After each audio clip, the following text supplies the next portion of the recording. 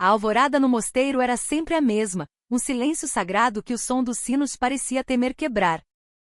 Nessa quietude profunda, onde até o vento parecia prender a respiração, a irmã Sofia abriu os olhos. Com gestos precisos e desprovidos de pressa, vestiu seu hábito e lavou o rosto na água fria da bacia de pedra. O reflexo que a encarava de volta no espelho antigo era de uma mulher distinta de qualquer outra no mundo secular. Os cabelos cortados curtos, um rosto sem maquiagem e sobrancelhas que se projetavam com uma definição quase austera.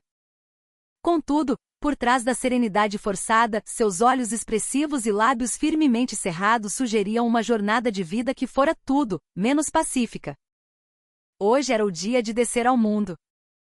A cerimônia de formatura do seu único sobrinho, Lucas, no exército. Seus únicos laços de sangue eram sua irmã e o filho dela, Lucas. A saúde frágil da irmã a impedia de fazer a longa viagem, e assim, naturalmente, coube à tia Sofia a tarefa de visitar o sobrinho. Irmã, tem certeza de que ficará bem sozinha? A voz da irmã cozinheira Lúcia estava carregada de preocupação genuína. São vários ônibus e uma base militar. É um lugar rude para uma mulher de Deus ir desacompanhada. Sofia respondeu apenas com um sorriso leve, quase imperceptível. Para ela, a aspereza do mundo era como um rio que já havia atravessado há muito tempo. Um rio cujas águas turbulentas ela conhecia de cor. Após horas intermináveis de viagem, que a levaram das colinas históricas de Minas Gerais para o coração úmido e pulsante da Amazônia, a base militar surgiu como uma clareira de ordem no meio do caos verdejante. O ar era pesado, elétrico, carregado com uma energia desconhecida para ela. Pais ansiosos para ver seus filhos, namoradas esperando seus soldados.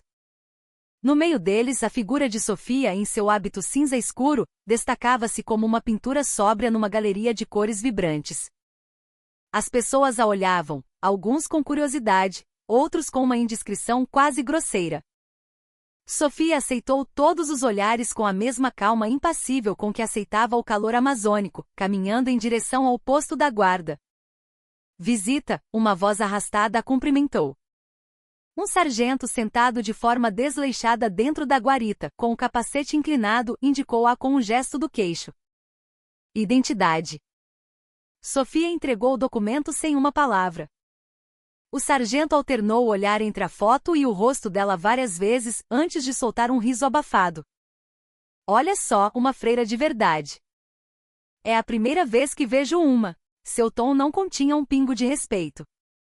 Era a atitude de quem observa um animal raro no zoológico. Os outros guardas próximos riram entre si, trocando olhares cúmplices.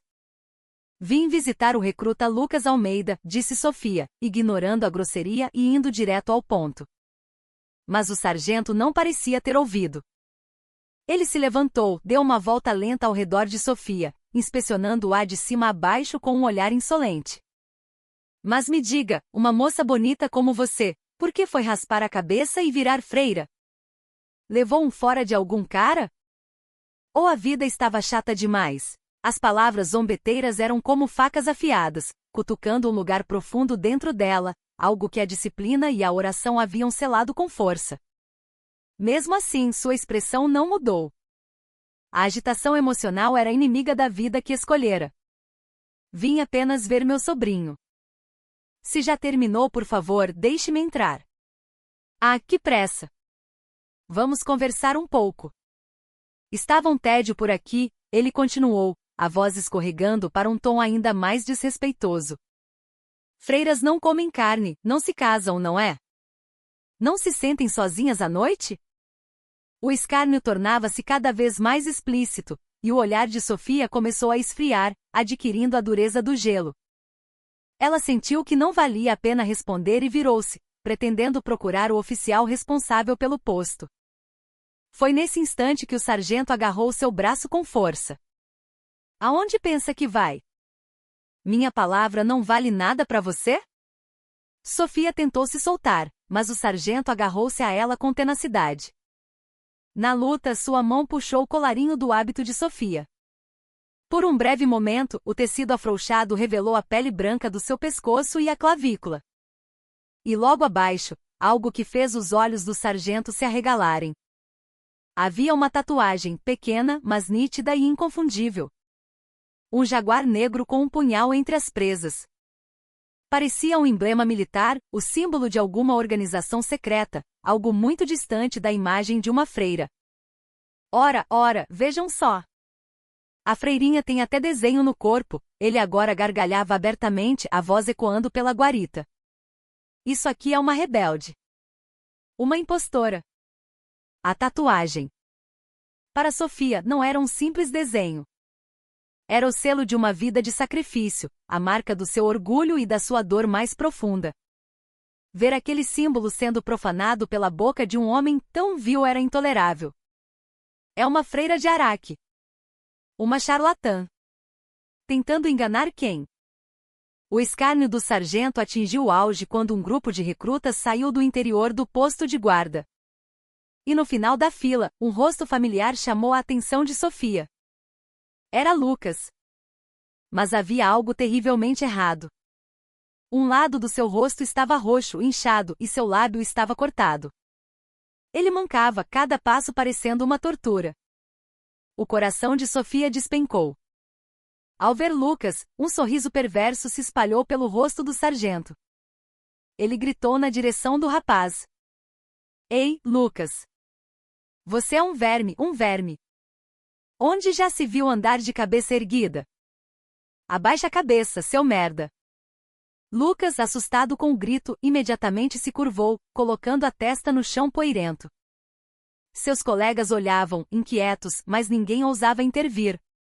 O medo era palpável, e todos apenas observavam o sargento, aterrorizados. Veio ver a tia, né? Ficou todo animadinho, o sargento zombava, chutando levemente as costas de Lucas com a bota. Não sabia que sua tia era essa. Coisa. Tal pai, tal filho, não é? Ou melhor, tal tia, tal sobrinho. Era um tratamento subhumano. O olhar de desprezo, como se olhasse para um inseto. Naquele instante, algo dentro de Sofia se partiu. Todas as peças do quebra-cabeça se encaixaram. O rosto machucado de Lucas. A agressividade anormal do sargento. O silêncio covarde e o medo que permeavam o ar. Esse homem. Ele bateu no meu sobrinho. O calor desapareceu dos olhos de Sofia. A aura que a rodeava, antes serena como uma brisa no mosteiro, transformou-se numa ventania ártica, capaz de congelar tudo ao seu redor. Ela não era mais uma serva de Deus, seguindo os preceitos da paz. Ela era apenas uma tia, disposta a proteger a única família que lhe restava. O sargento, alheio a tudo, continuava a cutucar Lucas com o pé rindo. Ele não tinha a menor ideia da transformação que ocorrerá na mulher parada atrás dele, nem do erro catastrófico que acabará de cometer. Ele não sabia, mas estava no epicentro de uma tempestade que estava prestes a desabar sobre sua cabeça. O silêncio era o prenúncio da tempestade. Sofia, sem dizer uma palavra, tirou um pequeno celular de dentro da manga do hábito. Um modelo antigo de abrir que ela quase nunca usava no mosteiro e mantinha sempre desligado. O som agudo de inicialização quebrou a tensão, e alguns números familiares apareceram na pequena tela. Seu dedo, sem hesitação, pressionou longamente uma tecla de descagem rápida. O telefone mal tocou 3 vezes antes que uma voz grave e poderosa respondesse do outro lado da linha. Juliana?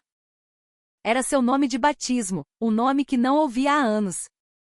Kim Ji-yu no original, mas aqui no Brasil, Juliana. Sofia fechou os olhos por um instante.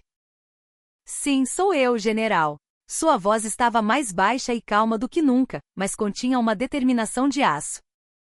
Faz tanto tempo que não ouço sua voz, disse o general. O mosteiro lhe faz bem? Mas... o que aconteceu? Para você me ligar, não deve ser um assunto trivial. A paz foi quebrada, meu general. E sinto muito, mas preciso da sua ajuda. O olhar de Sofia permaneceu fixo em seu sobrinho, ainda com a cabeça no chão, e no sargento que o observava com desprezo. O sargento, notando que Sofia estava ao telefone, tornou-se ainda mais arrogante. Ah, agora está fazendo uma ligaçãozinha? Vai se queixar para quem? Para Deus? Ah! Nem que ele desça aqui hoje, você não sai daqui. Ele se aproximou para tentar arrancar o celular da mão dela. No momento em que ele estendeu a mão, Sofia se virou para encará-lo. O sargento recuou instintivamente. O olhar daquela mulher não era o mesmo de antes. Não era o olhar de um cordeiro manso. Era o olhar de um predador diante da presa, o olhar de um guerreiro que perscruta a alma do inimigo. O sargento sentiu um calafrio de perigo, mas tentou disfarçar com arrogância. O que foi? Tá olhando o que, sua freira de Araque? Sofia o ignorou, concentrando-se novamente na chamada. General, estou na entrada da base do Batalhão de Infantaria de Selva, aqui em Manaus. Manaus? Mas o que faz tão longe, numa unidade de linha de frente? Meu sobrinho concluiu o treinamento de recruta aqui. Vim para a cerimônia, mas estou passando por uma situação desagradável. Sofia começou a relatar os eventos na guarita com uma calma desapaixonada, omitindo qualquer emoção. O assédio do sargento, as palavras vulgares, a forma como ele puxou seu hábito e zombou da tatuagem em sua clavícula. E por fim o tratamento humilhante a que seu sobrinho Lucas, com o rosto machucado, estava sendo submetido. Do outro lado da linha, o silêncio era pesado. A voz do general, quando voltou, estava gelada. A tatuagem. Ele ousou. Ele ousou mencionar a tatuagem? Sim, general. Entendido. Não desligue. Apenas desabotoe um botão da sua gola, por favor. Para que esse verme possa ver claramente. Sofia hesitou por um segundo, mas compreendeu a intenção do general. Lentamente, ela desfez o pequeno botão no pescoço do seu hábito. A tatuagem do jaguar negro com um punhal entre as presas ficou ainda mais visível. O sargento, confuso com a ação dela, soltou outra risada de escárnio. Ah, agora quer mostrar para todo mundo, é? Anunciar que é uma freira delinquente? Foi então que a voz do general trovejou do outro lado da linha. Sofia não havia ativado o viva-voz, mas o volume e a autoridade eram tão imensos que o som chegou a vazar do aparelho, alcançando os ouvidos do sargento. Ligue para o comandante da divisão e para o chefe da polícia do exército agora mesmo. Quero os dois na minha frente em 5 minutos. Agora. O rosto do sargento congelou. Aquela não era a voz de alguém brincando. Era um grito curto, vindo de um celular, mas a autoridade e a fúria contidas nele eram de uma magnitude que ele, um mero sargento, não conseguia nem começar a compreender. Juliana, qual o nome do sargento aí na guarita? Sofia olhou para a plaqueta de identificação no peito dele. Sargento Rocha. As pupilas do sargento Rocha tremeram como se um terremoto as atingisse. O fato de seu nome ter sido reportado por aquela mulher a um general desconhecido do outro lado da linha era inacreditável. Uma onda de pânico começou a subir por sua espinha. Sargento Rocha. Entendido, disse o general. Juliana, agora passe o celular para esse inseto. Eu mesmo vou falar com ele. Sofia, em silêncio, estendeu o telefone para o sargento Rocha. Ele hesitou, mas acabou pegando o aparelho com a mão trêmula. Alô? Ele gaguejou. Um rugido ensurdecedor explodiu em seu ouvido. Você é o sargento Rocha? Sim, senhor. Sim, senhor. Rocha, por puro instinto, endireitou a postura e respondeu em posição de sentido, mesmo sem saber com quem estava falando. Ele sabia apenas que era alguém muito, muito acima de um comandante de batalhão ou de brigada. Seu verme, você faz ideia do que significa a tatuagem na clavícula da pessoa que está na sua frente? Ele não, senhor. Não sei. É uma marca que vermes como você não tem o direito nem de mencionar. É o símbolo permitido apenas aos soldados mais honrados deste país.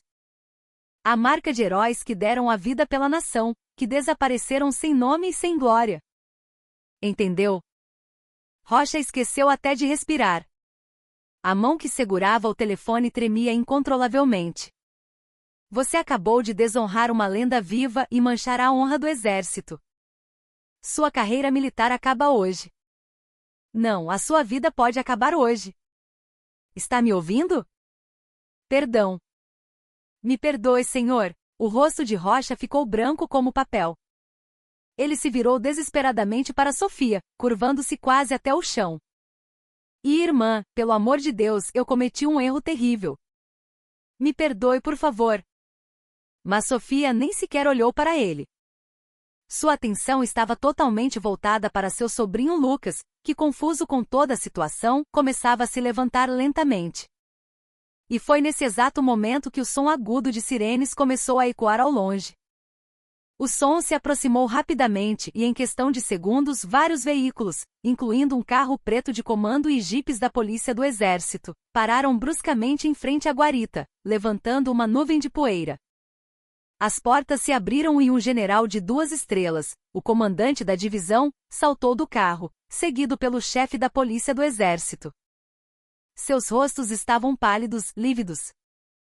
Sem sequer olhar ao redor, eles avistaram Sofia, parada serenamente em seu hábito, e o sargento Rocha, congelado em pavor diante dela. A situação estava apenas começando. O ar em frente à guarita parecia pesado como chumbo. O comandante da divisão, um homem imponente, caminhou até Sofia e, sem a menor hesitação, curvou-se num ângulo de 90 graus. O tecido engomado de seu uniforme estalou com o movimento. Minhas sinceras desculpas. Assumo total responsabilidade. É uma falha imperdoável que um incidente tão vergonhoso tenha ocorrido numa unidade sob meu comando. Ao seu lado, o chefe da polícia do exército estava igualmente tenso. O suor escorria de sua testa. A simples ideia de que um general de 4 estrelas, um dos poucos no topo da hierarquia militar do Brasil, havia ligado pessoalmente para se referir a um sargento de sua jurisdição como um inseto, era o suficiente para lhe gelar a espinha. E o fato de que a mulher que esse mesmo general chamava de lenda viva, era a freira parada bem ali, na sua frente, era quase apocalíptico. O sargento Rocha já havia perdido o juízo. Ele não conseguia acreditar na cena que se desenrolava diante de seus olhos. O comandante da divisão curvando-se para aquela freira, o chefe da PE em pânico. Ele começava a ter uma vaga noção da magnitude do seu erro, do peso da pessoa que ele havia insultado. Um terror vertiginoso, como se o chão se abrisse sob seus pés, tomou conta dele. Sofia aceitou o pedido de desculpas do comandante em silêncio. Sua única preocupação era Lucas. Os policiais do exército se aproximaram e começaram a deter Rocha e os outros guardas. Rocha não ofereceu resistência, sendo arrastado enquanto lançava um olhar suplicante para Sofia. Mas o olhar dela não se deteve nele nem por um instante. Lucas, ela chamou suavemente. Lucas, encolhido e com os olhos cheios de medo, olhava da tia para os oficiais de alta patente, completamente perdido. O comandante da divisão imediatamente avaliou a situação e chamou o oficial médico. Verifiquem o estado do recruta Lucas Almeida imediatamente. Quero que ele receba o melhor tratamento médico possível. Não admitirei nenhuma falha. Logo, o médico militar e enfermeiros correram para examinar Lucas.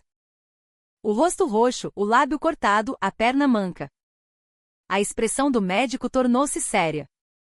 Aquilo não era marca de uma única agressão. Eram ferimentos que sugeriam violência contínua e repetida. Sofia se aproximou de Lucas e segurou sua mão trêmula. Está tudo bem agora. Acabou. O calor de sua mão pareceu quebrar uma represa dentro do rapaz. Lágrimas brotaram nos olhos de Lucas, e ele desabou num choro convulso, abraçando-se à tia. A cena endureceu ainda mais as expressões do comandante da divisão e do chefe da PE. A gravidade do caso superava em muito suas piores expectativas.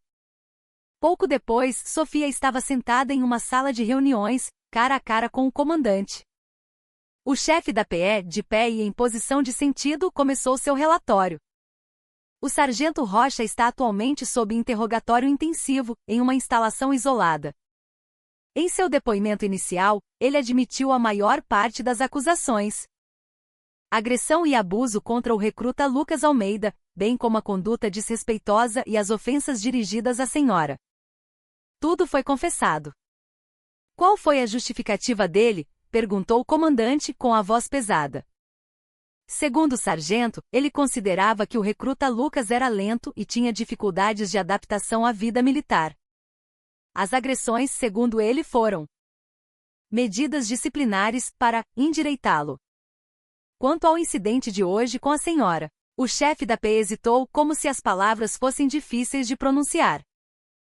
Ele alegou ter um preconceito contra religiosos e, ao ver a tatuagem, presumiu que a senhora era uma pessoa de má índole e quis mostrar quem mandava.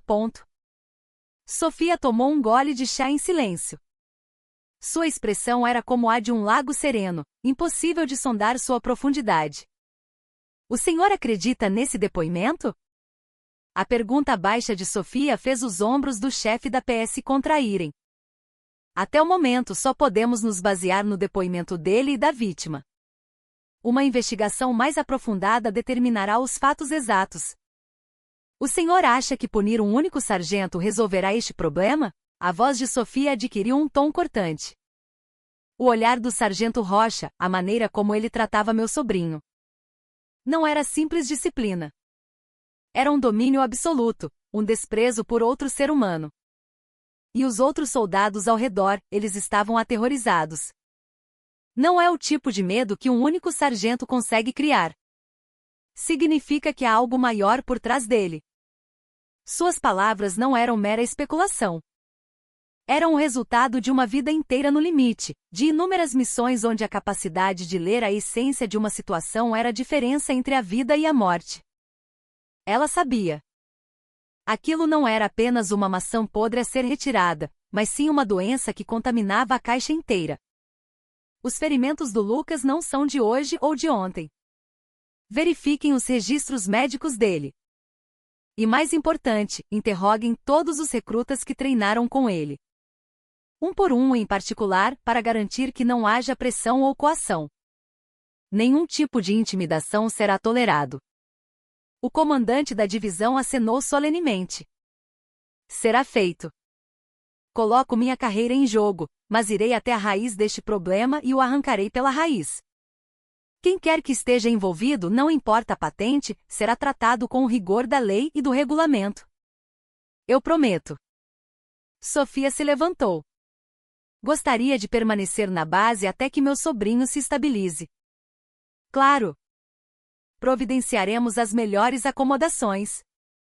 Sofia balançou a cabeça. Não é necessário. Um pequeno espaço na enfermaria, ao lado de onde Lucas está, será suficiente. Diante de sua atitude firme, o comandante não insistiu. Naquele mesmo momento, em uma cela isolada, o sargento Rocha enfrentava um interrogatório sob um medo paralisante. Ele percebeu que seu ato não era mais uma simples agressão a um recruta, mas um escândalo que abalava a honra de todo o exército. Ele precisava, de alguma forma, fazer com que tudo parecesse ser culpa exclusivamente sua. Era sua única chance de sobreviver. E assim, ele se escondeu desesperadamente atrás da mentira de um desvio de conduta individual. Mas ele não sabia. Não sabia quem era a mulher que ele havia confrontado. Não sabia o mundo ao qual ela pertencera. E, acima de tudo, não sabia que a entidade poderosa que observava toda a situação do alto jamais permitiria que um caso como esse fosse encerrado como um mero incidente isolado. A tempestade mal havia revelado seu olho. E em seu centro, com um olhar calmo que parecia ver através de tudo, estava Sofia. Lucas passou a noite em claro na cama da enfermaria.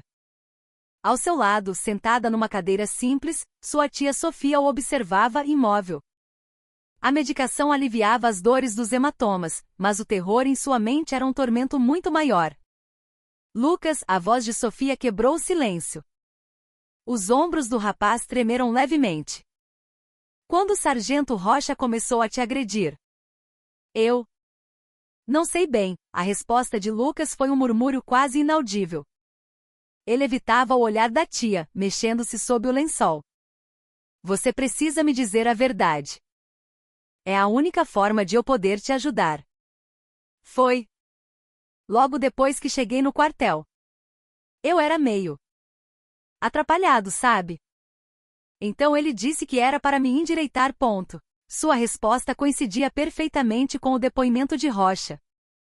Mas Sofia não acreditou. O olhar de Lucas estava inquieto, fugidio. Ele escondia algo, ou estava paralisado por um medo que o impedia de falar. Ela decidiu não pressionar mais.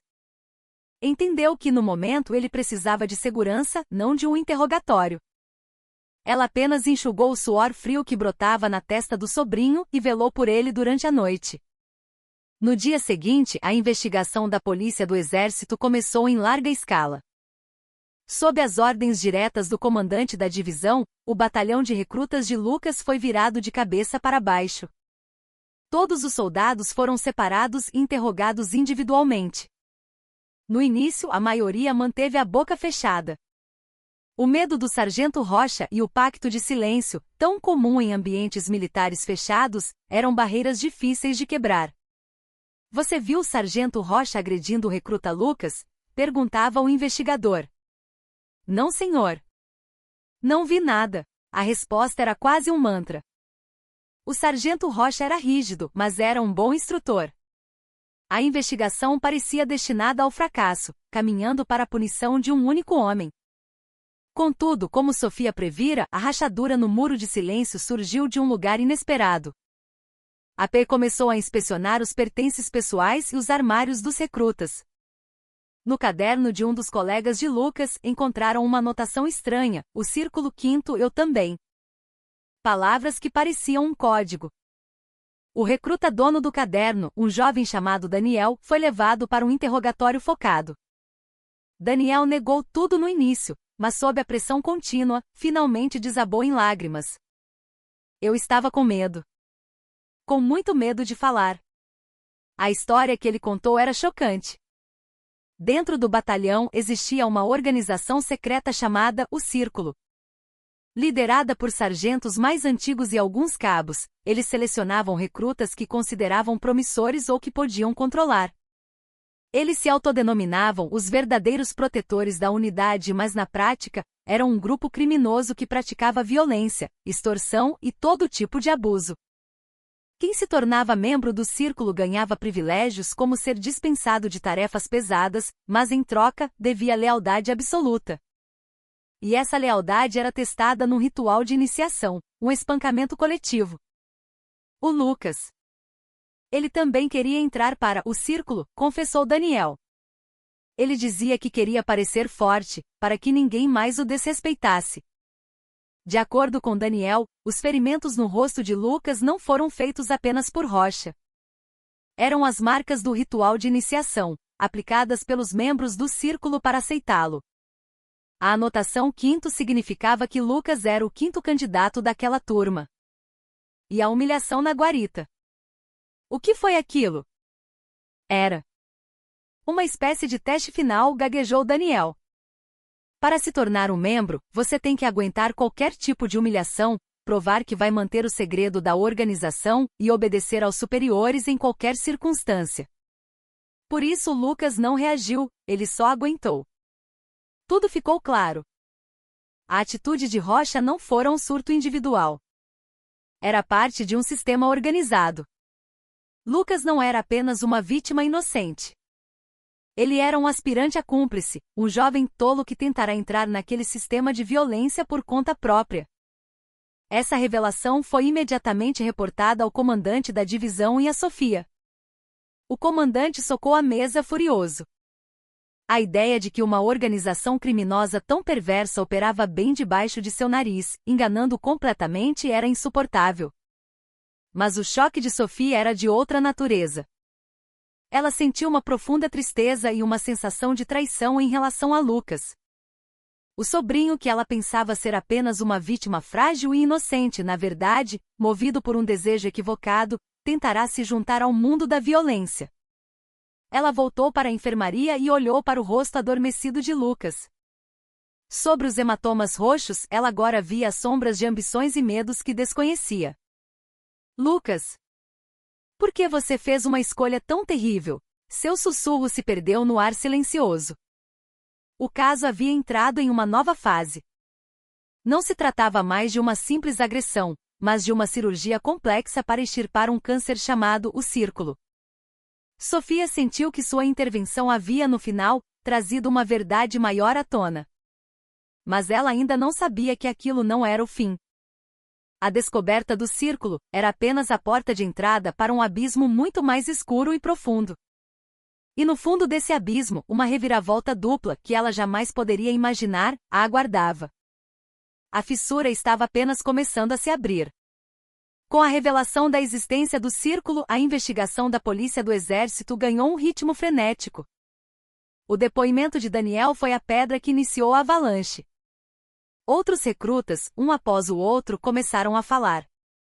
Uma vez que o monstro que os aterrorizava foi exposto, o desejo de se libertar do medo se tornou mais forte que o pacto de silêncio. Os testemunhos eram devastadores. O círculo extorquia dinheiro dos recrutas, promovia espancamentos coletivos e, o mais alarmante, havia relatos de que membros em licença eram instruídos a contrabandear certos itens da base para fora. A rede de investigação se fechou rapidamente, indo além do sargento Rocha e alcançando outros sargentos e cabos apontados como membros principais do círculo. No início eles negaram veementemente, mas as evidências e os testemunhos se acumulavam, e um por um, eles começaram a desmoronar. Foi o sargento Rocha quem planejou tudo. Nós só seguíamos ordens. Encurralados, os membros começaram a culpar uns aos outros. O círculo que parecia tão sólido se desfazia como um castelo de areia diante da verdade. Sofia observava o progresso da investigação em silêncio. Ela fez um único pedido ao comandante da divisão: queria se encontrar com o sargento Rocha pessoalmente. O comandante hesitou, mas o olhar firme dela o convenceu a permitir. Na atmosfera fria de uma sala de interrogatório, Sofia e Rocha sentaram-se frente a frente. Em poucos dias Rocha havia se transformado. A arrogância e a petulância desapareceram, dando lugar a um jovem exausto, consumido pelo desespero e pelo medo. Por quê? Foi a primeira e simples pergunta de Sofia. Sinto muito, Rocha repetia a palavra mecanicamente de cabeça baixa. Não vim aqui para receber suas desculpas. Vim para entender a razão. Entender como um jovem se transforma no monstro que esmaga seus companheiros. Quero saber onde tudo isso começou. A voz de Sofia não continha raiva ou desprezo. Havia nela uma calma profunda, quase uma compaixão. Ao ouvir aquele tom, Rocha levantou a cabeça pela primeira vez. Com os olhos turvos, ele olhou para Sofia e com a voz trêmula começou a contar sua história.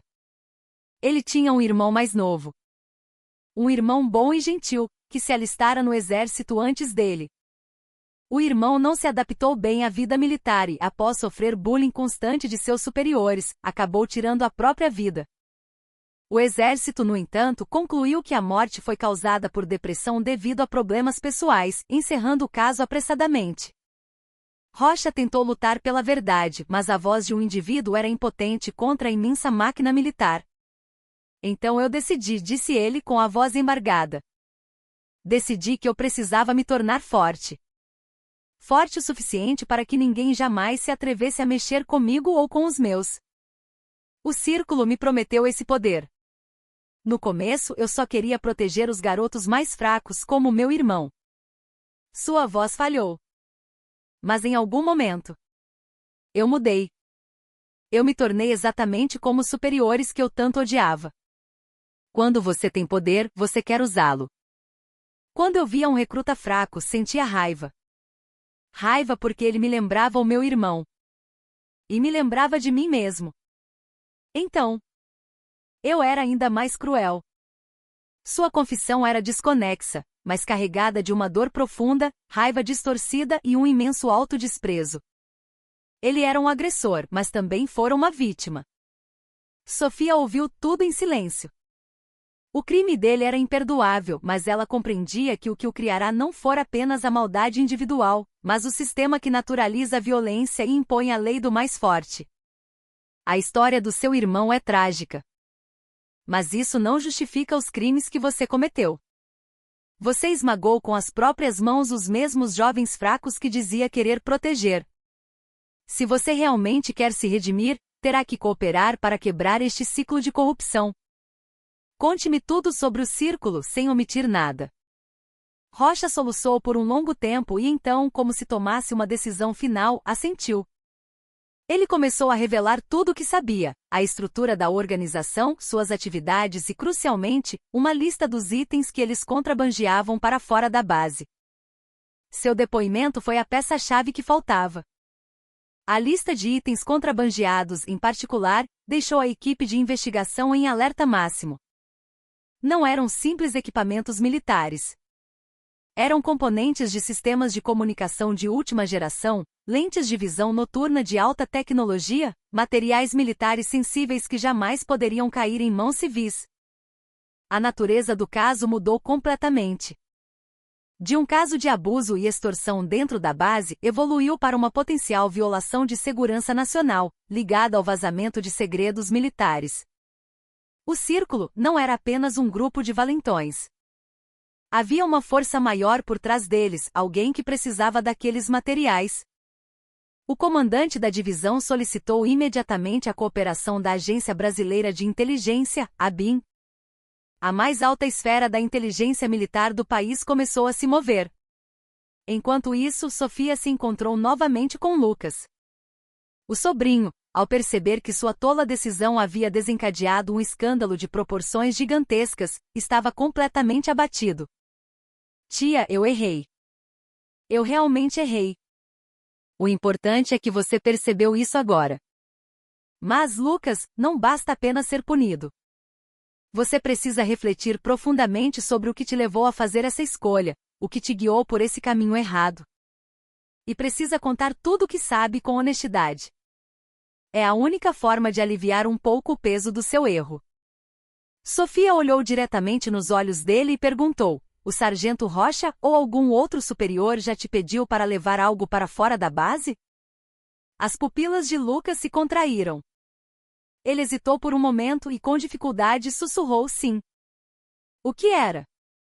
Uma caixa pequena. Uma caixa de metal. Muito, muito pesada. Eles disseram que se eu conseguisse entregar para uma pessoa lá fora, no dia da minha cerimônia, eu seria aceito como membro oficial. As sombras do abismo se tornaram mais densas.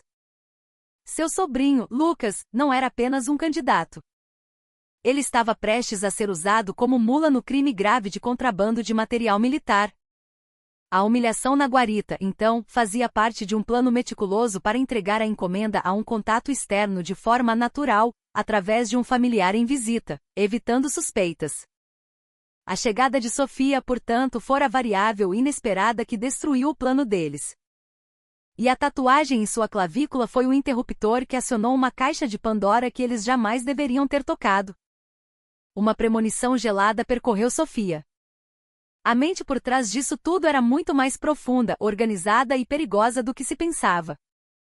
E seu sobrinho quase fora usado como um peão descartável nesse jogo mortal.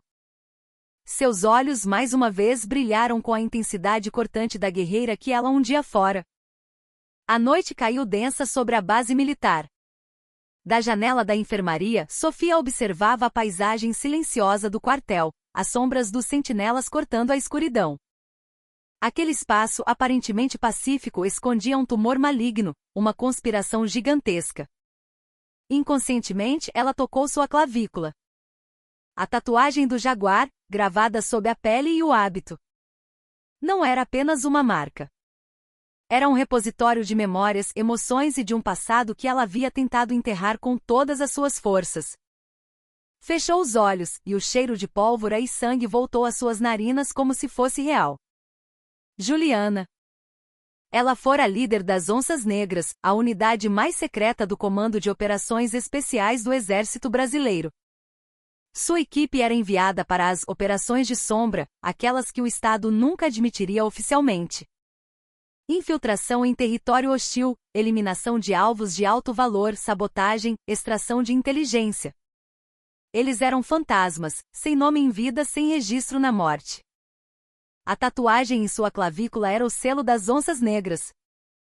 Um pacto secreto compartilhado apenas pelos membros da equipe. Era um juramento de lealdade absoluta à pátria, a prontidão para morrer a qualquer momento, e a única prova de confiança de que um protegeria as costas do outro. E o general Almeida, o homem a quem ela ligara, fora seu comandante direto, o cérebro por trás das operações das Onças Negras. Ele admirava a habilidade de Juliana mais do que a de qualquer outro, tratando-a não como uma subordinada, mas como uma filha. Fragmentos de memória a assaltaram como ondas violentas. A lembrança de avançar pela escuridão da selva, prendendo a respiração. A lembrança de fechar os olhos de um companheiro enquanto ele dava o último suspiro. A lembrança do vazio que a consumia após cada missão cumprida, uma vitória que nunca trazia alegria. O que a fez trocar o uniforme pelo hábito foi sua última missão. Operação Lâmina da Alvorada. A ordem era destruir uma instalação de enriquecimento de urânio de um cartel em um país vizinho. A operação parecia um sucesso, mas durante a extração, eles caíram em uma emboscada. A equipe foi cercada, e um combate feroz se seguiu. Para salvar seus homens, Juliana se tornou a isca. Enquanto atraía o fogo inimigo, o resto da equipe deveria escapar. As balas uniam, mas seus disparos eram precisos. Contudo, eram muitos. Uma bala atingiu seu ombro, outra rasgou sua lateral. Enquanto a consciência se esvaía, ela não soltou o gatilho. Quando a equipe de resgate liderada pelo general Almeida finalmente chegou, ela era a única sobrevivente, de pé sobre uma pilha de corpos inimigos. Ela se tornou uma heroína.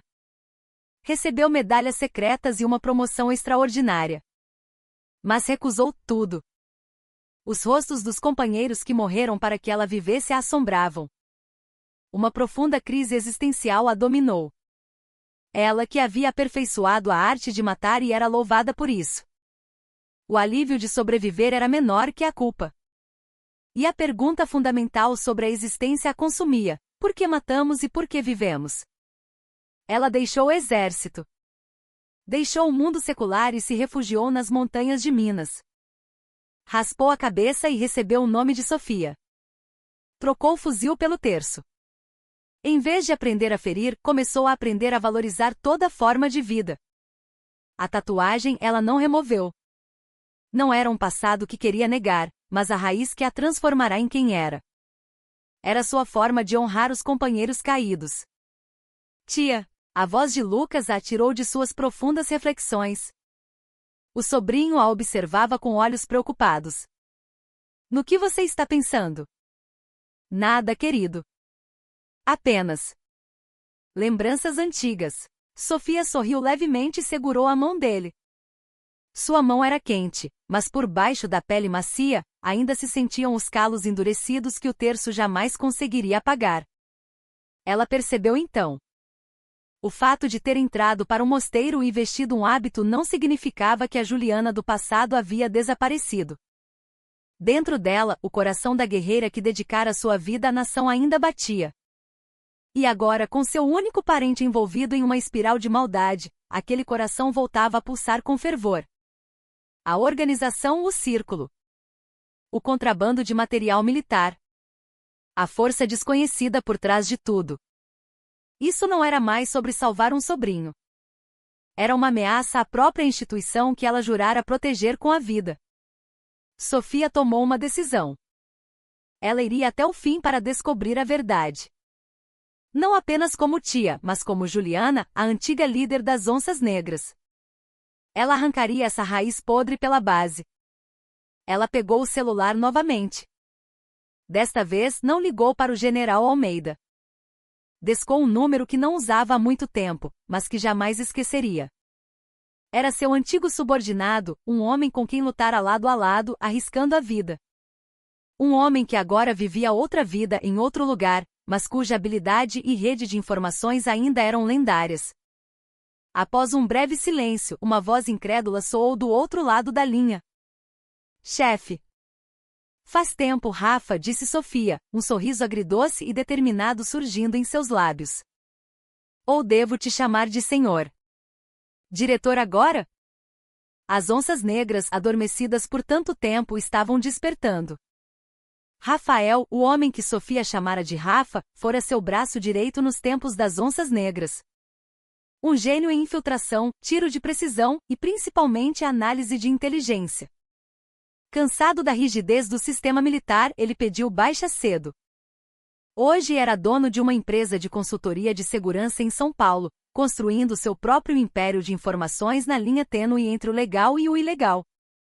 Chefe, eu nunca pensei que ouviria sua voz de novo, disse Rafael, a voz misturando surpresa com uma tensão afiada.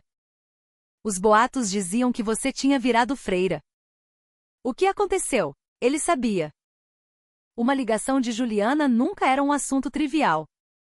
Preciso da sua ajuda, Rafa. Sofia resumiu a situação na base de Manaus. A existência do círculo e o contrabando de material militar. Lentes de visão noturna e componentes de comunicação. Chefe, isso não é coisa de ladrão pé de chinelo, a voz de Rafael tornou-se instantaneamente séria. Esses itens são praticamente inúteis no mercado negro nacional. São de padrão militar, incompatíveis com equipamentos civis. Só existem alguns poucos interessados nesse tipo de material, espiões industriais, agências de inteligência de nações hostis ou os intermediários que vendem para eles. O círculo é só a ponta do iceberg. O verdadeiro cérebro da operação está do lado de fora. Era exatamente o que Sofia suspeitava. A caixa de metal pesada que Lucas deveria entregar. Tem alguma ideia do que poderia ser? Rafael pensou por um instante. Pode ser muita coisa. Mas se estiver relacionado com equipamentos de comunicação ou óticos, poderia ser um módulo conversor de frequência ou um disco de lente de liga especial. Ambos são pequenos, extremamente pesados e componentes ultrassensíveis vitais para a segurança nacional. Se isso caiu em mãos erradas, o problema é gigantesco. A caixa ainda deve estar na base. Minha chegada atrapalhou os planos deles.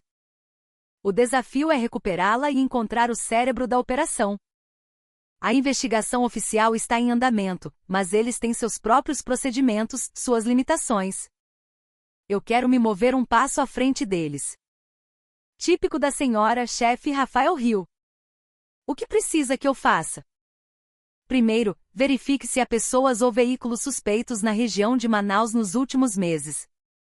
Foque em hotéis, restaurantes, estabelecimentos próximos à base. Segundo, quero que rastreie os registros de chamadas e as transações financeiras dos membros do círculo, especialmente do sargento Rocha e de qualquer oficial envolvido. Sei que é difícil sem um mandado, mas se alguém consegue, esse alguém é você. Haha, a senhora me superestima, chefe. Mas vou tentar. Pelos velhos tempos. Enquanto a investigação paralela de Rafael começava, a força-tarefa oficial descobriu uma nova peça. A pessoa que realmente comandava o círculo, e tinha a conexão externa não era Rocha, mas sim o sargento encarregado da administração e suprimentos do batalhão, um homem chamado Sargento Lima. Conhecido por ser gentil e dedicado, Lima era a última pessoa de quem suspeitariam. Usando sua posição, ele falsificava registros de inventário e usava os membros do círculo para contrabandear sistematicamente os materiais. Contudo, Lima se recusava a falar. Assumiu toda a culpa, alegando que agiu sozinho. Uma clássica queima de arquivo. Ele protegia o cérebro da operação, esperando alguma recompensa. Naquela noite, Rafael ligou de volta. Sua voz estava carregada de excitação. Chefe, pesquei algumas coisas. Primeiro, a conta bancária do Sargento Lima recebeu grandes depósitos nos últimos meses. A origem é uma conta no exterior, registrada em nome de uma empresa de fachada. O dinheiro foi lavado, mas consegui rastrear o fluxo reverso até um país no Sudeste Asiático. Os olhos de Sofia brilharam. E tem mais. Analisando os registros do Sargento Rocha, descobri algo interessante. Antes de se alistar, ele participou de um programa de voluntariado internacional. O país onde ele atuou é o mesmo de onde o dinheiro foi enviado para Lima. Coincidência? Talvez. Mas a organização de voluntariado, apesar de parecer respeitável, teve uma troca súbita de liderança há alguns anos. O novo diretor tem um histórico peculiar. Trabalhou para uma agência de inteligência no passado. As peças do quebra-cabeça começaram a se encaixar na mente de Sofia. Uma organização de inteligência disfarçada de ONG. Eles recrutavam jovens vulneráveis como informantes. Rocha, traumatizado pela morte do irmão e consumido pelo desejo de vingança, era o alvo perfeito. Eles manipularam sua psicologia, conectando-o com um colaborador interno corrupto como Lima, e iniciaram o contrabando. Não era um simples ato de corrupção, mas uma operação de espionagem sofisticada, possivelmente envolvendo uma agência de inteligência estrangeira. Chefe, a partir de agora a coisa fica perigosa. Esses caras não são os amadores que enfrentávamos. Eu sei, Rafa, respondeu Sofia calmamente. É por isso que preciso de mais um favor. Investigue o novo diretor dessa ONG. Quero saber tudo sobre ele. E veja se o nome dele cruza com o de Juliana em algum momento do passado. Uma premonição sombria e gelada a atingiu. E se, em meio às inúmeras operações secretas de seu passado, ela já tivesse cruzado com a chave para este mistério? A correnteza subterrânea estava finalmente vindo à superfície. A capacidade de Rafael era assustadora. Menos de 24 horas depois, ele enviou as informações que Sofia pedirá. O novo diretor da ONG se chamava Arturo Vargas. Ex-agente da ABIN, especialista em operações na América do Sul. Sua aposentadoria oficial fora por problemas de saúde, mas a verdade era que ele fora forçado a sair após o fracasso de uma operação que liderava. E então, a última informação. Uma única linha que congelou o coração de Juliana. Arturo Vargas. Contato de inteligência local e provedor de casa segura durante a Operação Lâmina da Alvorada. Lâmina da Alvorada. A última missão. A operação que lhe tirara tudo, que a deixará como única sobrevivente de um inferno. Vargas fora uma das peças-chave daquela operação. A percepção a atingiu como um raio. Isso não era uma simples operação de espionagem. Poderia ser tudo uma farsa. O fracasso da missão talvez não tivesse sido um acidente, uma emboscada inesperada do inimigo. Talvez tivesse sido uma traição. Vargas poderia ter sido um agente duplo desde o início. Ele conhecia cada detalhe do plano, cada rota de fuga. Se ele vazou as informações, o massacre da equipe fora uma consequência lógica. Vargas fora expulso da agência, mas talvez isso fosse apenas uma fachada. Em troca de vender informações ao inimigo, ele poderia ter recebido uma fortuna, começando uma nova vida. E agora, sob o disfarce de uma ONG, ele tentava, mais uma vez, fincar suas garras no coração das Forças Armadas Brasileiras. O sargento Rocha fora apenas um peão, manipulado pela sua tragédia pessoal. E Lucas, seu único sobrinho, a isca descartável no final da linha. A raiva subiu, queimando-a por dentro. Mas Sofia a suprimiu. Não era a hora para a raiva. Agora que conhecia a verdadeira identidade do inimigo, era a hora de armar a armadilha. Ela contatou o general Almeida imediatamente, compartilhando tudo o que descobrira. A identidade de Vargas, sua conexão com a Lâmina da Alvorada e a teoria de que o caso atual era uma continuação da traição do passado. Do outro lado da linha, a respiração do general tornou-se pesada. A Lâmina da Alvorada era uma ferida aberta para ele também. Entendido. Vou informar a Abi e o alto comando. Mas Juliana, ele não é estúpido. Se perceber que a rede está se fechando, ele vai cortar os laços e desaparecer. É por isso que precisamos agir antes, general. A voz de Sofia era decisiva. O que Vargas realmente quer é aquela caixa de metal. O conteúdo dela deve ser muito importante para ele. A caixa ainda está escondida em algum lugar da base. Precisamos usar o Sargento Lima para atraí-lo para uma armadilha. É perigoso demais, Juliana. Vargas é um agente de inteligência treinado, não um criminoso comum. É por isso que eu sou necessária, general. O general ficou em silêncio, compreendendo sua intenção. Vargas não me conhece. Ele conhece o nome Juliana, mas não conhece meu rosto atual, não sabe da irmã Sofia. Eu serei a isca. A tia de Lucas, desesperada para reduzir a pena do sobrinho, se oferecendo para fazer a última entrega em nome de Lima. Não. De jeito nenhum. Eu sei o que você passou para deixar aquela vida. Não posso te jogar de volta naquele inferno. Isto também é pessoal, general, a voz de Sofia era inabalável. É a minha penitência. Uma forma de honrar a memória dos meus homens que morreram por minha causa. E de me redimir por meu sobrinho tolo ter se envolvido nisso. Por favor, me permita. Havia um peso em sua voz que era impossível de recusar. Após um longo silêncio, o suspiro pesado do general soou. Tudo bem. Mas com uma condição. Você não vai sozinha. Terá uma equipe de elite da contra-inteligência te dando cobertura. Sua segurança é a prioridade máxima. O plano foi traçado. Lima, pressionado, contatou Vargas. Disse que o plano falhou por um imprevisto, mas que a mercadoria estava segura. A tia do recruta, uma freira, se oferecerá para fazer a entrega em troca de ajuda para o sobrinho no julgamento militar. Vargas suspeitou, mas a história de uma família desesperada era plausível. E acima de tudo, ele não podia abandonar aquela caixa. Ele concordou com o encontro. O local, uma fábrica abandonada nos arredores de Manaus. Sofia, vestindo seu hábito, dirigiu-se ao local combinado, carregando a pesada caixa de metal. Escondidos em suas roupas, havia um microfone e um rastreador. Ao redor da fábrica, agentes de contra-inteligência, incluindo snipers, já estavam posicionados. Parecia que tudo terminaria ali. Mas Sofia não sabia. Não sabia que o caminho que trilhava não era apenas para a primeira reviravolta, mas para uma segunda, ainda mais inimaginável.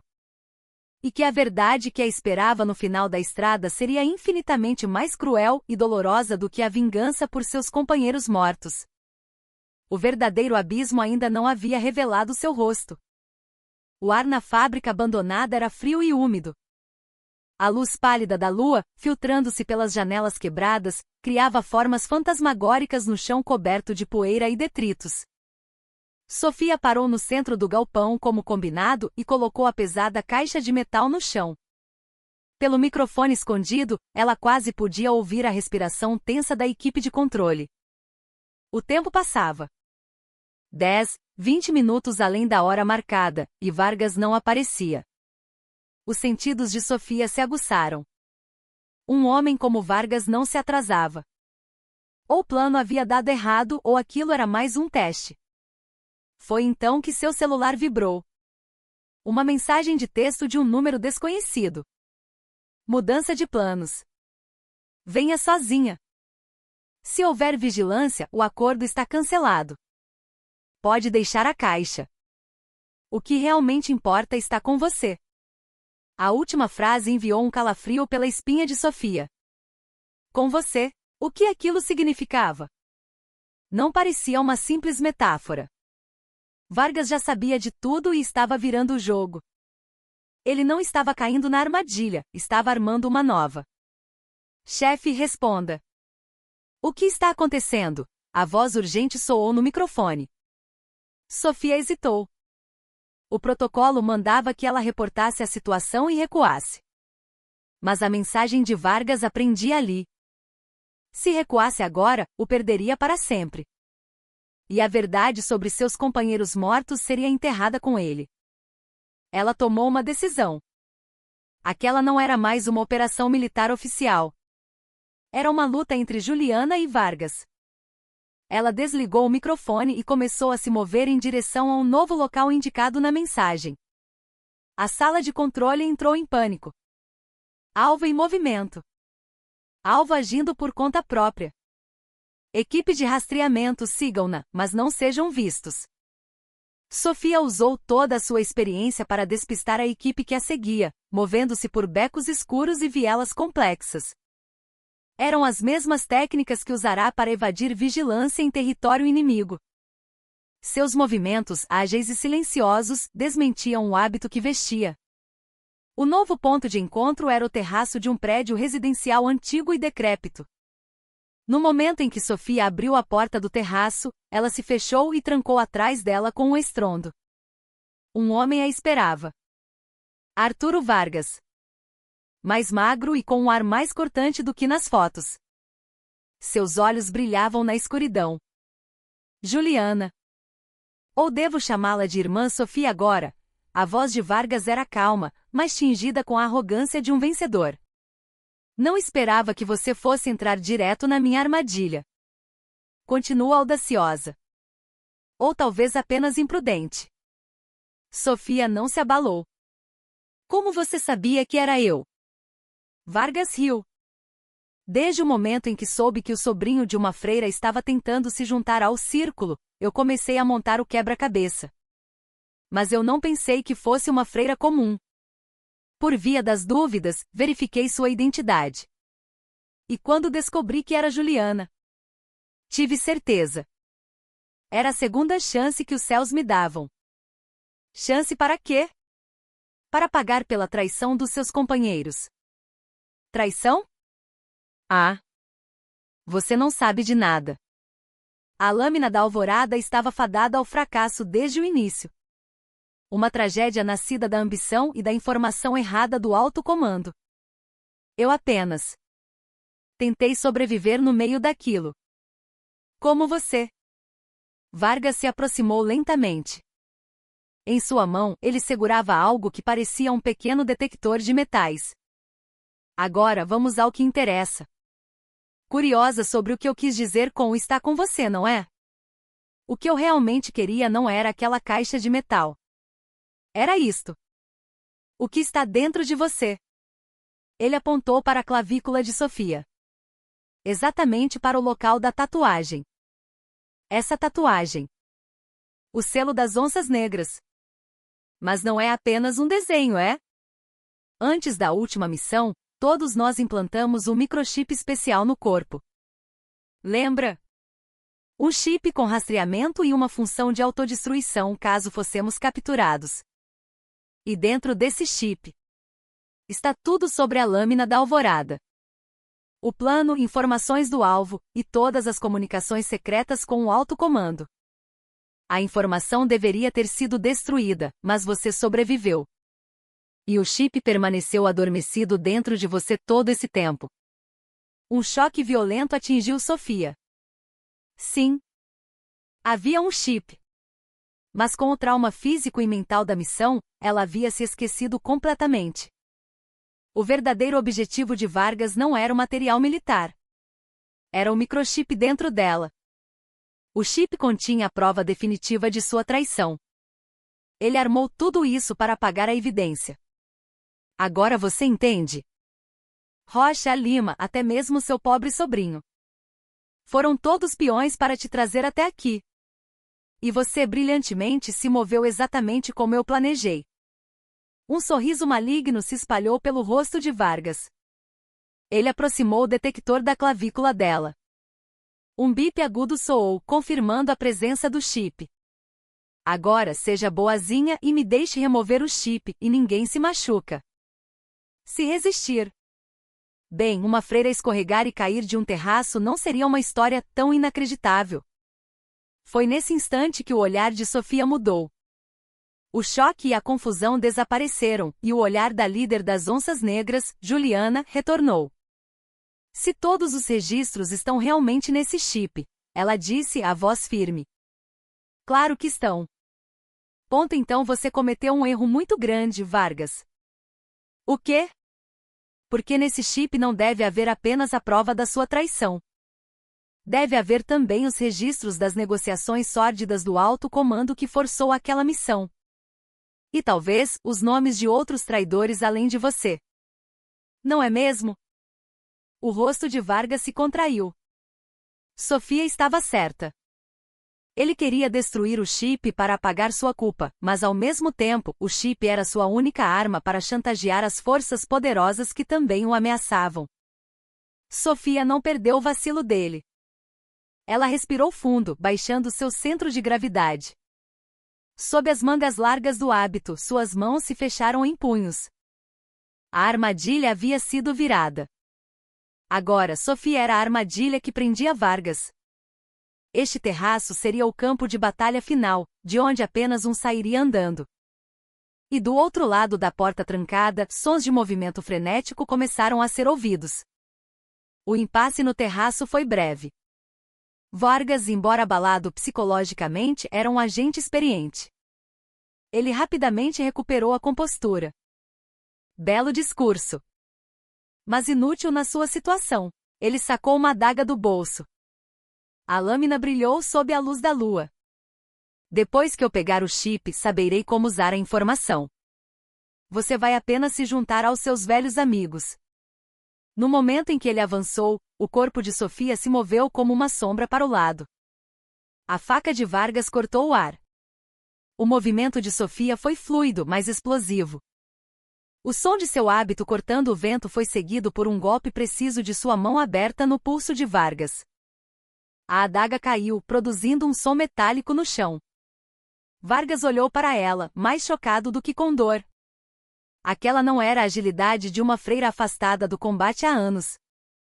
Era mais letal e concisa do que a Juliana que ele conhecera. A meditação no mosteiro não a enferrujara, pelo contrário, podara os movimentos desnecessários, deixando apenas a essência letal. Você ainda é um monstro, disse Vargas, recuando e ajustando sua postura. Ele atacou novamente, usando todas as suas técnicas de combate. Chutes e socos visando pontos vitais choviam sobre Sofia. Mas ela, como água corrente, absorvia e desviava cada golpe, usando a força dele contra ele mesmo. Seu objetivo não era só o chip, não é? Disse Sofia, esquivando-se. Você ia usar a informação para chantagear a organização que te descartou. Você não é só um traidor, é um traidor abandonado. Cale a boca, gritou Vargas, perdendo a razão e avançando de forma imprudente. Era o momento que Sofia esperava. Ela fingiu receber o ataque de frente, movendo-se para dentro da guarda dele. Com um movimento rápido, ela cravou uma agulha de seriga afiada que pegara da enfermaria em sua costela. Vargas enrijeceu. Ele esperava algum tipo de sedativo, mas sentiu apenas uma dor lancinante. Eu só atingi um nervo. Você não vai conseguir mover esse lado do corpo por um tempo. Sofia o empurrou, e ele cambaleou para trás, em direção ao parapeito do terraço. Naquele instante, a porta do terraço foi arrombada com um estrondo, e agentes da contra-inteligência invadiram o local. Parado. Mãos para cima. Mas Vargas não iria se render. Num último ato de desespero, ele agarrou um cano de ferro enferrujado e o brandiu na direção de Sofia. Isso tudo é culpa sua. Sofia poderia ter se esquivado. Mas não o fez. Em vez disso, ela se jogou na frente de Vargas, protegendo um jovem agente que acabará de entrar e estava desprotegido. O cano de ferro atingiu o ombro de Sofia com um som surdo e oco. Uma dor excruciante se espalhou por seu corpo. Ela cambaleou e caiu. O sangue começou a manchar seu hábito cinza. Chefe! Gritou o jovem agente que ela salvara. Os outros agentes, enfurecidos, dominaram Vargas completamente. Enquanto sua consciência se esvaía, Sofia viu os rostos preocupados dos agentes e ouviu o som distante de uma ambulância. A memória de sua última missão voltou. Naquela época, ela também estava caída e sangrando, mas sentindo apenas vazio e culpa. Agora era diferente. Havia um pequeno sentimento de alívio por ter protegido alguém. Mas uma dúvida incômoda persistia. A verdadeira identidade do alto comando que Vargas temia. Quem eram eles? E por que Lucas? Teria sido uma coincidência? Ou havia uma razão específica para escolherem seu sobrinho? Pouco antes de perder a consciência, uma voz baixa soou em seu ouvido. Era um dos agentes que a amparavam. Ele sussurrou para que apenas ela ouvisse. Não cave mais fundo. A verdade não é algo que a senhora possa suportar. Aquela voz parecia familiar. Mas na dor e na confusão, ela não conseguiu pensar mais. Seus olhos se fecharam. No momento em que pensou que tudo havia acabado, ela mal sabia que estava apenas no limiar da verdade mais terrível. A dupla reviravolta que a esperava era muito mais chocante e pessoal do que a traição de Vargas. Sofia acordou num quarto de hospital. A dor no ombro era intensa, mas sua mente estava clara. O general Almeida estava ao seu lado, suspirando de alívio. Você acordou, Juliana. Que loucura você fez? E o Vargas? Preso. Está numa sala de interrogatório subterrânea da ABIN. Logo vai confessar tudo. E o chip foi removido com segurança. A informação contida nele vai abalar o Ministério da Defesa até os alicerces. A expressão do general era amarga. No chip, como Sofia suspeitara, havia provas não apenas da traição de Vargas, mas de acordos secretos entre altos oficiais da defesa e da inteligência com uma nação hostil na época da Lâmina da Alvorada. Eles aprovaram uma missão suicida e sacrificaram a equipe das Onças Negras em troca de subornos astronômicos. A verdade viera à tona. Mas Sofia não estava em paz. O aviso do agente ecoava em sua mente. A verdade não é algo que a senhora possa suportar. Quem era ele? Por que disse aquilo? General, e a investigação sobre meu sobrinho, Lucas? A pergunta repentina surpreendeu o general. O Lucas? Ele é uma vítima, manipulado por Vargas. Claro, a tolice de tentar entrar no círculo merece uma punição, mas considerando sua ajuda para resolver o caso, provavelmente receberá uma pena leve. Por quê? Nada. Apenas curiosidade. Dias depois, Sofia recebeu alta. O escândalo foi abafado, mas os envolvidos estavam sendo investigados secretamente. Lucas voltaria para a base para terminar seu serviço militar. Tudo parecia estar voltando ao normal. Antes de retornar ao mosteiro, Sofia foi visitar Lucas uma última vez. A guarita tinha novos soldados, que a saudaram com um respeito reverente. Na sala de visitas, Lucas parecia mais maduro. Ele se curvou profundamente. Tia, me desculpe. E obrigado. Você está bem? Sim. Agora estou. Todos aqui me tratam bem, graças à senhora. Eles tomaram chá em um silêncio constrangedor. Sofia o observou atentamente. Havia algo em seu rosto que ela não vira antes. Lucas, ela começou, cuidadosamente. O sargento Rocha alguma vez mencionou para você sobre o trabalho voluntário dele no exterior? A mão de Lucas, segurando a xícara, tremeu sutilmente. Sofia não perdeu o detalhe. Ele não. Nunca ouvi falar disso. Sua suspeita se tornou certeza. Lucas estava mentindo. No caminho de volta, Sofia ligou para Rafael mais uma vez. Rafa, sou eu. Preciso de um último favor. Investigue o passado do meu sobrinho, Lucas. Tudo. Não deixe passar nada, por menor que seja. Chefe, o caso acabou. Deixe pra lá. O garoto é só uma vítima, a voz de Rafael era suplicante. Por favor, Rafa. É só para acalmar meu coração. Dias depois, já no mosteiro, Rafael ligou. Sua voz estava pesada. Chefe, acho melhor conversarmos pessoalmente. Naquela tarde, pela primeira vez em 10 anos, Sofia vestiu roupas seculares. Encontrou Rafael em um café. Ele colocou um arquivo na mesa. O relatório sobre Lucas.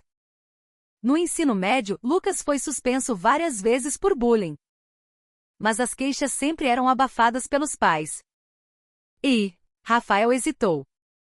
O irmão do sargento Rocha. Aquele que se suicidou no exército. Ele era colega de classe do Lucas. E era a principal vítima do bullying dele. O estudante que mais o atormentava era o seu sobrinho, Lucas. O mundo de Sofia desabou. Todas as peças se encaixaram. A crueldade particular de Rocha com Lucas não era aleatória. Não era um teste da organização. Era uma vingança pessoal planejada e fria contra o rapaz que levará seu irmão à morte. Rocha não fora recrutado por Vargas. Era mais provável que ele tivesse procurado Vargas, usando a operação de espionagem como fachada para executar sua própria vingança. O início de tudo não fora a conspiração de Vargas, nem a corrupção do círculo. A semente de toda a tragédia fora o pecado de seu próprio sobrinho. Um gemido baixo escapou dos lábios de Sofia. Essa era a dupla reviravolta. Ela pensou que estava lutando contra um grande mal para proteger seu sobrinho. Mas a verdade era que o sobrinho que ela protegera era o agressor original, a causa de tudo. Todos os seus atos, em vez de um julgamento justo, poderiam ter sido apenas uma forma de acobertar outro mal. Não cave mais fundo. A verdade não é algo que a senhora possa suportar. Agora ela entendia o aviso. Às vezes a verdade é mais cruel que a salvação. Sofia passou dias trancada em seu quarto no mosteiro. A verdade sobre Lucas e o irmão do sargento Rocha a assombrava. A cena na guarita voltou à sua mente. A violência de Rocha que ela vira como opressão era, na verdade, o grito de vingança de um irmão enlutado. Por que Rocha não disse a verdade? Nem na investigação, nem no encontro com ela. Talvez ele quisesse completar sua vingança à sua própria maneira, não através da justiça militar. Seu plano real poderia ser arrastar Lucas para um crime maior, como contrabando, e destruí-lo socialmente. A intervenção de Sofia arruinou seus planos, mas também abriu uma caixa de Pandora que nem ele poderia controlar. A conspiração de Vargas parecia secundária agora. A questão que a atormentava era: o que fazer? Revelar a verdade? Expor o crime de Lucas e garantir que ele fosse punido? Isso seria justiça. Mas também destruiria a vida de sua única irmã. Ou deveria enterrar a verdade, dando a Lucas a chance de se arrepender e recomeçar? Isso seria amor familiar, mas também um silêncio covarde, uma outra agressão contra Rocha e seu irmão morto. Justiça e amor. Verdade e silêncio. Sofia estava perdida. Após noites de agonia, ela tomou uma decisão. Primeiro, visitou Rocha na prisão militar. Por que você não me contou? Foi a primeira coisa que ela disse. Sobre seu irmão e meu sobrinho. Rocha sorriu fracamente. Eu sabia que a senhora descobriria.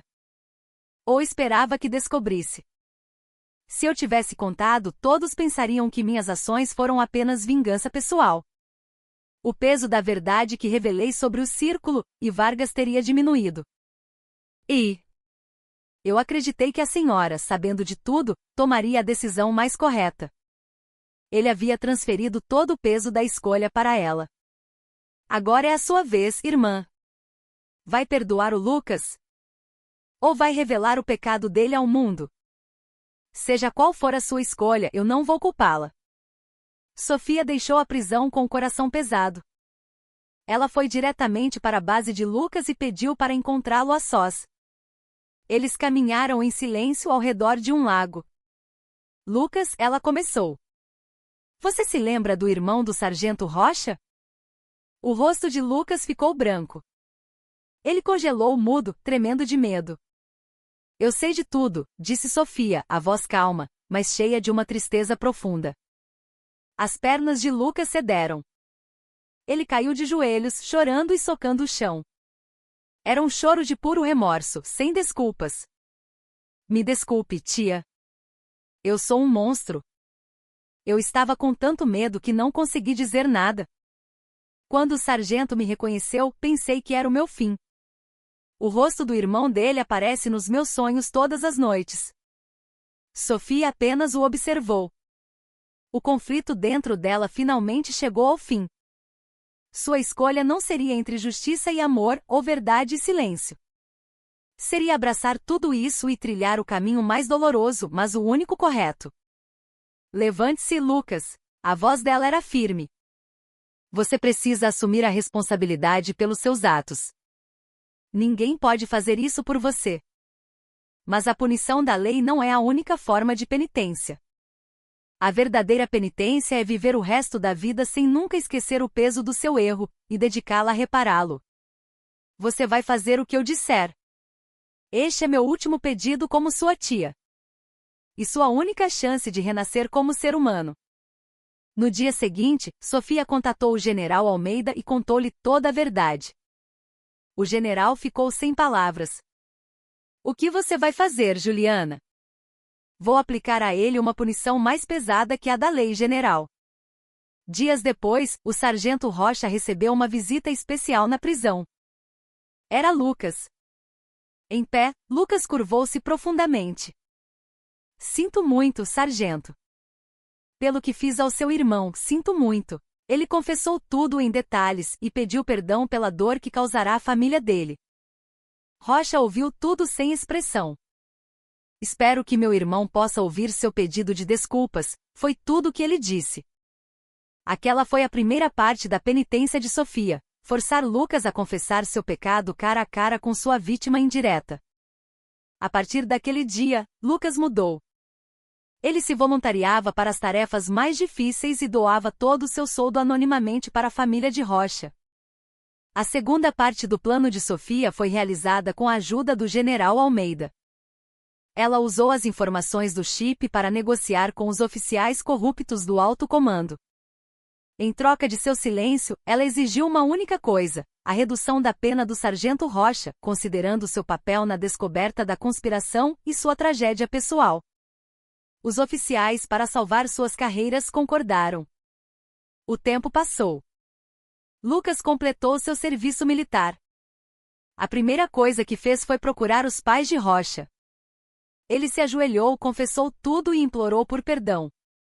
Os pais idosos choraram, mas, seguindo a vontade do filho, aceitaram Lucas com dificuldade. A partir de então ele cuidou deles pelo resto da vida, tornando-se não apenas o agressor, mas um segundo filho, um guardião. Esse foi o caminho de penitência que ele escolheu. Rocha, após ser solto, visitou Sofia no mosteiro. No final, tudo aconteceu como a senhora quis, disse ele. Não, respondeu Sofia, olhando para o céu. Este foi o resultado que você, meu sobrinho e a alma do seu irmão criaram juntos. Após toda a tempestade, ela finalmente entendeu. A verdadeira justiça não termina na punição, mas em ajudar todos os feridos a recomeçar. A verdadeira compaixão não é o perdão incondicional, mas dar a coragem para que alguém enfrente o peso de seus pecados. Ela havia encontrado um caminho maior que transcendia a dualidade de agressor e vítima, vingança e perdão. Depois que o caso foi totalmente encerrado, o general Almeida convidou Sofia para seu gabinete. Graças a você, extirpamos um grande câncer do exército. Não tenho palavras para agradecer. Ele ofereceu a ela um microchip removido de seu corpo. É parte do seu passado. Sofia olhou para o pequeno pedaço de metal. Não. Não é mais meu. Ela o devolveu. Pertence aos meus companheiros que morreram e a todos que foram feridos por esta história. Que sirva como um lembrete para que uma tragédia como esta nunca mais aconteça. Juliana, o general perguntou uma última vez. Não quer voltar para o exército? Você poderia fazer deste lugar um lugar muito melhor. Sofia sorriu. Meu lugar não é mais aqui, general. Descobri que segurar um terço e rezar pode ser uma forma melhor de salvar o mundo do que segurar um fuzil. Sua expressão era de uma paz inabalável. Ao sair da base, ela tocou sua clavícula. Não havia mais cicatriz nem chip. As marcas físicas haviam desaparecido. Mas Sofia sabia que a verdadeira tatuagem é gravada na alma. A lealdade como líder das Onças Negras, a dor da perda, a agonia de encarar o pecado do sobrinho e, finalmente, o momento em que encontrou o caminho do perdão e da reconciliação. Tudo isso estava gravado nela, não como uma ferida, mas como um mapa de vida. No ônibus de volta ao mosteiro, ela fechou os olhos. Seu coração não estava vazio, mas preenchido por algo maior, a capacidade de abraçar a dor do mundo e rezar por ela. Ela agora era, por completo, a irmã Sofia. A rotina de Sofia no mosteiro voltou ao que era. Mas uma mudança sutil a envolvia. Um dia, enquanto praticava caligrafia, o abade se aproximou. Na folha, ela havia escrito a palavra apagar. O que a irmã deseja apagar? Ele perguntou. A tinta em meu corpo já se foi, respondeu Sofia. Mas a tinta em minha mente? Ainda há muito a ser limpo. A tinta em sua mente era a tendência de dividir o mundo entre bem e mal, certo e errado, nós e eles. Como soldado, ela vivia no mundo de amigos e inimigos. Como freira, no mundo de secular e sagrado. Mas o caso a ensinar é que o mundo não podia ser dividido tão facilmente. O agressor era vítima, a vítima era agressora. Todas as fronteiras se dissolveram. Nunca conseguiremos apagar completamente, disse o abade com um sorriso. Mas podemos nos esforçar para que a mancha não se espalhe. E para lembrar que mesmo sobre a mancha podemos pintar um novo quadro. Num dia de inverno, uma carta chegou para Sofia. Era de Rocha. Ele contava que estava aprendendo um ofício na prisão e, no final, acrescentou algo inesperado. Recebi uma carta de um velho amigo do meu irmão. Era do Lucas. Ele disse que visita o túmulo do meu irmão em todas as datas importantes e que tem cuidado dos meus pais como um filho. O riso havia desaparecido da nossa família há muito tempo. Mas agora, aos poucos, estamos voltando a sorrir. Tudo isso é graças à senhora. Por favor, fique em paz. Sofia segurou a carta junto ao peito e chorou silenciosamente. Eram lágrimas de gratidão e alívio. A pequena onda que ela iniciará estava curando almas feridas, criando um ciclo de bondade. O tempo passou, e Sofia se tornou uma mestra respeitada. Ela não mais escondia seu passado como Juliana, mas o usava para oferecer sabedoria e consolo àqueles que a procuravam. Não havia mais nenhuma tatuagem em sua clavícula. Mas todos que a conheciam sabiam que sua própria vida se tornará uma tatuagem, uma marca indelével de amor e compaixão, mais intensa e clara do que qualquer símbolo. Numa noite de lua cheia, sentada na varanda do mosteiro, Sofia sussurrou para o vento, para seu ombro, para o passado. Descansem em paz agora, meus companheiros. A última mancha de tinta em sua